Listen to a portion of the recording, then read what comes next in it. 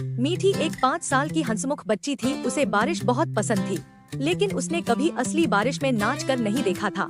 एक दिन आसमान में काले बादल छा गए, ठंडी हवा चली और टप-टप बूंदें गिरने लगी।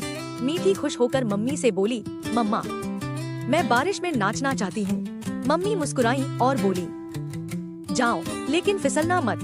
मीठी बाहर भागी, हाथ फैलाए और बारिश में झूमने लगी। उसके साथ उसका खिलौना हाथी गप्पू भी भीग गया।